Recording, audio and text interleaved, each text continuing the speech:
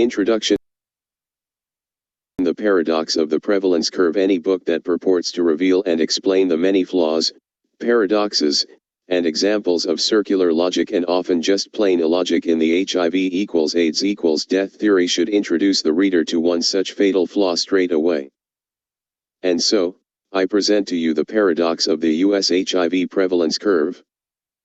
21. Before I present the curve itself, please note that although many of the arguments presented in this narrative refer specifically to North America, and by extension, Europe, as part of the First World, essentially all of them apply to HIV and AIDS anywhere else in the world.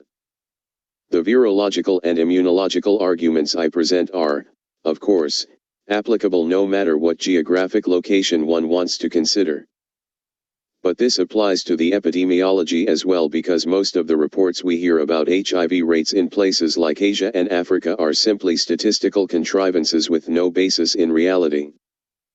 Although it is true that the raw prevalence of HIV in sub-Saharan Africa is indeed higher than it is in North America and Europe, the fact is that in no case does HIV prevalence ever fit with AIDS incidence. The word curve is actually a misnomer when it comes to describing the HIV prevalence graph shown below, because as you can clearly see, with the exception of a small drop in case estimates in 1995, the prevalence of HIV in the US has remained, for all intents and purposes, perfectly constant since testing began in 1985, see Figure 1. Please note also that although the graph terminates in the year 2000, official estimates remain similar, and the latest CDC estimates for HIV prevalence state that approximately 1 million Americans currently test positive for HIV, 22,23, a fact that would change the graph little. It is important as well to point out that although, yes, this curve is estimated largely owing to the fact that because not everyone tests for HIV, we can never be sure exactly how many Americans truly test positive. The estimations on which this graph is based depend upon what are still very high levels of testing. HIV prevalence estimates in the US are in fact based upon more actual testing than almost any other disease testing. 17. In contrast to the HIV prevalence curve, US AIDS cases peaked in 1993, 94.21. Although this was due, at least in part, to the expansion of the AIDS definition by the CDC in 1993, it is clear that the AIDS epidemic is non-constant, and indeed, after increasing slowly prior to 1993, it has gradually declined up to the present day. We often hear phrases in the lay media such as the number of AIDS cases is double what it was X number of years ago, which creates a false sense of alarm because it implies that many more people are now developing AIDS than ever before. What the media reports don't mention, however, is that the numbers given are cumulative totals, in which all new cases for a given year are added to all the cases for all the years prior to yield a running total. Of course, if you continually add up all the AIDS cases since the beginning of AIDS record keeping, it will be impossible to ever obtain a decrease. Figure 1. The true numbers of annual AIDS cases, however, are not reflected by cumulative totals but rather by annual incidences. The figure above displays the estimated number of HIV, antibody, positive people in the US for each given year, and as the figure clearly conveys, this number has remained almost perfectly constant since 1985 at about 1 million. With a US population of about 295 million people, this amounts to only 0.4% of US citizens testing positive for HIV antibody. This data should sound a clear alarm when one considers the supposed infectious nature of AIDS, and possibly HIV. First, if HIV is a new pathogen, then its presence should not have remained constant. It should have clearly increased according to Farr's law, which asserts that a new contagion spreads exponentially throughout the population. More damning, however, is the following. HIV is said to cause AIDS on average 8 to 10 years after infection. If HIV causes AIDS, then the incidence of AIDS should have mirrored the prevalence of HIV, only shifted 8 to 10 years into the future. If HIV causes AIDS, the AIDS incidence curve should be flat. This is not the case. This discrepancy cannot be explained away by AIDS drugs because this cannot account for the sharp rise in AIDS incidence between 1987, when the first AIDS drugs were marketed, and the drop that began in 1993.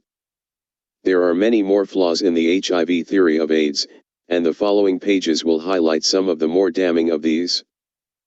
It should certainly be clear to anyone who was around during the 1980s that AIDS looks nothing like what it was predicted to look like 20 years ago.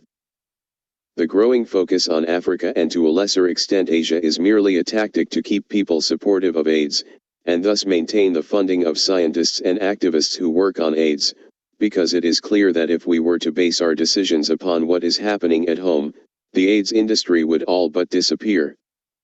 Instead, we remain transfixed by the notion of a deadly sexual plague decimating all of Africa and potentially decimating any of us because of our inherent human need to focus our collective fears and insecurities on a tangible, concrete threat. AIDS has become so mired in emotion, hysteria, and politics that it is no longer primarily a health issue.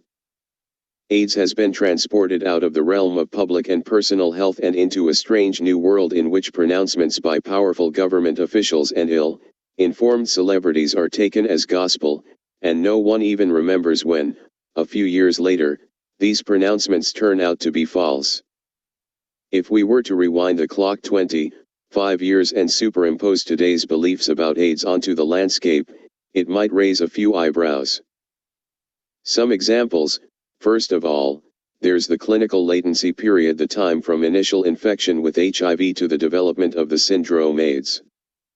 Initially, the asymptomatic phase from infection to AIDS was 6 months. This figure grew to a year, then 5 years, then 10, and now as there remain people who remain inexplicably healthy since the mid-1980s despite alleged infection with a supposedly deadly virus 15, 20 years.